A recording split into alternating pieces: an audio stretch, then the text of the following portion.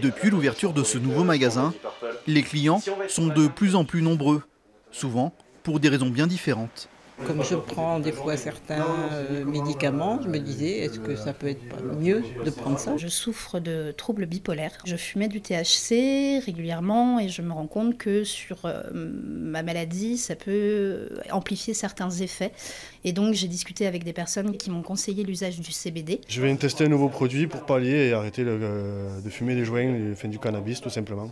Car ici, les tisanes, le miel, les crèmes ou encore les liquides pour cigarettes électroniques ont tous un point commun. Ils sont tous à base de chanvre. Après, si je vais vous faire goûter, on va être sur de l'OG-Kush. Donc là, on est vraiment sur une variété de chanvre à la base. Ils contiennent surtout du cannabidiol, ou CBD, une molécule également issue du cannabis. Alors ce n'est pas une drogue puisque le CBD est totalement légal. La drogue, c'est le THC. Donc nous, tous nos produits, comme ils sont à 0% de THC, voilà, ça reste totalement légal.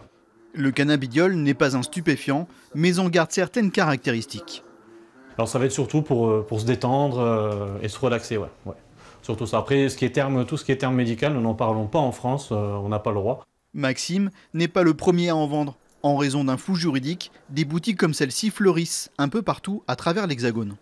On aurait droit en France à ne vendre aucun, suivant le code de la santé publique, aucun dérivé du cannabis. Bon, et le cannabidiol est un des dérivés du cannabis, mais il se vend.